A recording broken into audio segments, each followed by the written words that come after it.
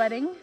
Profusely. It's muggy, sticky. I feel like I'm wearing a blanket right now.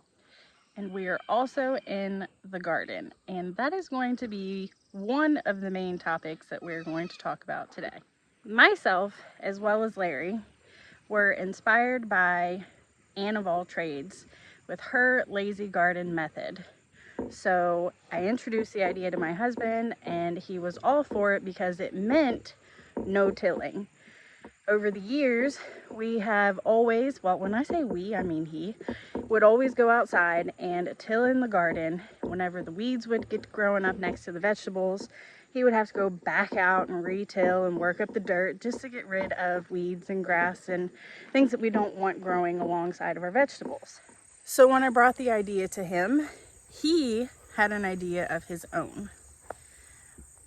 Yeah, rather than running the tiller all the time and breaking my back and sweating out gallons of sweat, like Samantha said, Anne of all trades give us ideas. She uses a lot of mulch in her garden to put down as a base layer to help with weeds, and she doesn't till her garden either. Decided to try her practice of gardening, and that's what we do here.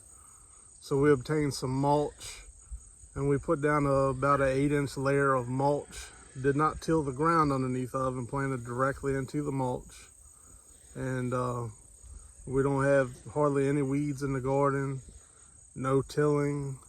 And we actually put this down 2 years ago, and we didn't put any fresh in it this year. We just planted in it again, and everything popped right back up and is growing great again. But there's something else that we like to do whenever we go to plant all of our plants in the garden for the season, and that's add in compost. So that's something else that we want to talk about today as well, is how we compost here. So the material we use, like I said, is pretty much mulch, but as it sets over time, it breaks down and makes its own compost. So as you dig down into it, it gets finer and richer and finer and richer.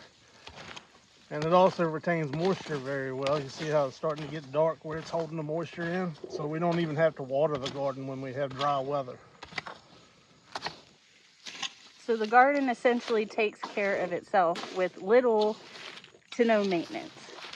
Now, before you go and start asking questions, we do get weeds, but it's minimal. It's something that is absolutely 100% better than what we had before. Our harvest is much better as well. Our plants are more bountiful, more green, much larger. For instance, with our zucchini and squash plants, we would have grass and weeds trying to overtake these plants alone if we had just tilled. What you see right here is the weeds and the grass that we literally deal with here and there. That's it. And it takes 10 to 15 minutes at best to go around and actually weed the garden. Our donkeys, pigs, even our steer, as well as our goats, play a big role in helping us with our garden. Which brings us back to compost. How do we compost?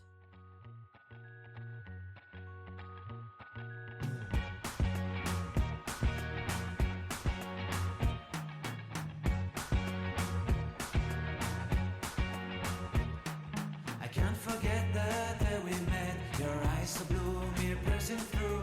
I can't forget the day we met. Your smile so bright, it made me swoon. Our love is like a summer's day, hot and endless in a magic way.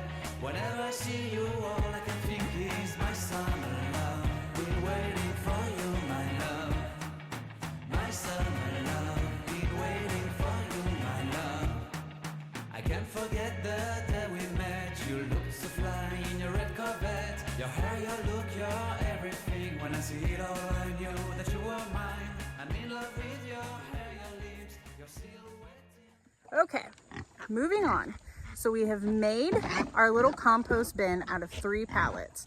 Benjamin and I have our wheelbarrow, a shovel, and we're gonna go into the pasture and we're gonna collect what? Compost. No, Poop. that is ingredient number 1 for how we compost.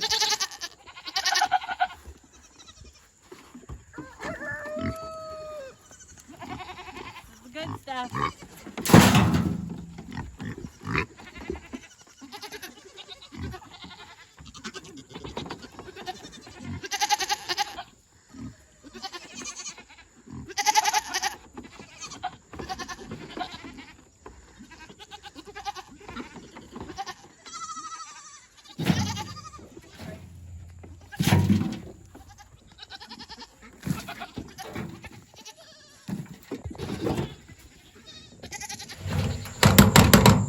Here, the second ingredient that you need to make compost that we use to make our compost, and that is wood chips.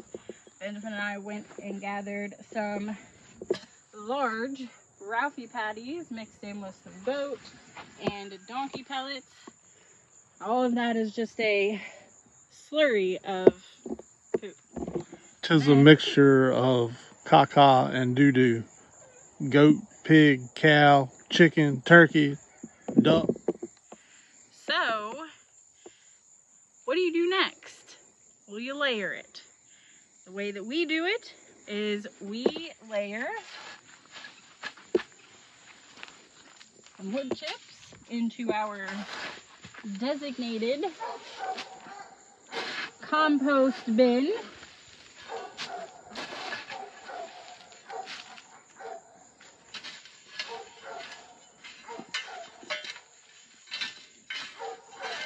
There's also some green leaves in there, some dead leaves, and of course sticks and chips. You can use whatever you have lying around, grass clippings or leaves. Any kind of organic material that will break down. Coffee then, grounds, scraps. Yep, kitchen scraps. Some people even pee in their compost piles, but that's something else.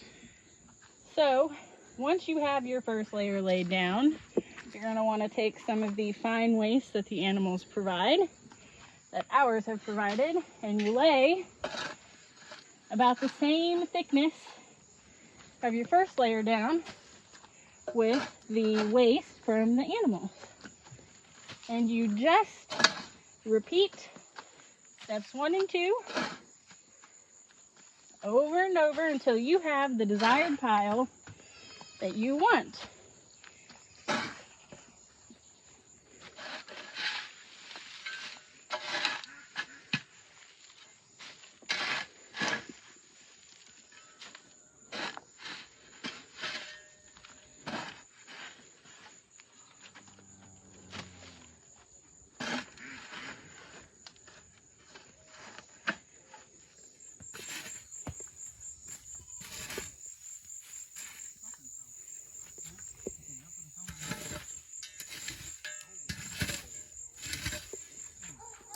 So that is the process that we repeat over and over until we have the size pile that we want to compost, because it's going to break down and it's going to get smaller. What we're going to do is we're going to build it up, layer it the same way: animal waste, wood chips, animal waste, wood chips, and like Larry said, you can add in kitchen scraps, coffee grounds, any kind of organic waste.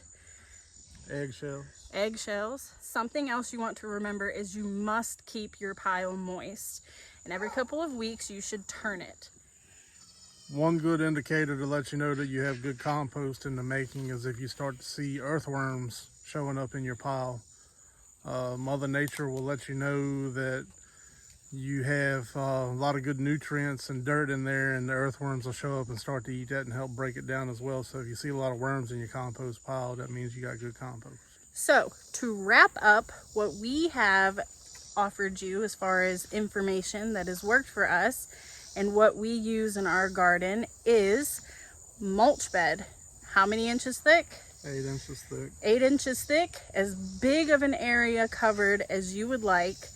Helps prevent weeds, helps prevent grass from growing, and you don't have to till. And it holds in the water pretty good too. It holds in moisture so that watering your garden is minimal at best, even on the hottest of days. Compost, like we said earlier, when we plant our plants, we take the compost that we make here, that we have put together in the same manner that we have just showed you. We take that compost that's already broken down and rich in lots of nutrients for your plants, and we add it in when we plant the plants here in our garden. We use it as what's called a top dressing. So we'll plant the plants in the actual mulch bed and then use the compost to put around the base of the plant to feed the roots. In the end product for the past 2 years in a row, since we're coming, most people are coming to the end of their garden season. We started later in the season, as we told you in the video prior to this one, but the garden is really starting to put out, and we have noticed a tremendous difference in how much our garden puts out and how well it does since adding in these new methods. All right, everybody. Well, that's about all we have for this episode. Tune in next time to see what kind of stuff we have going on here at the farm. We look forward to seeing y'all and hearing back from y'all. So that's a wrap. See y'all soon. Bye.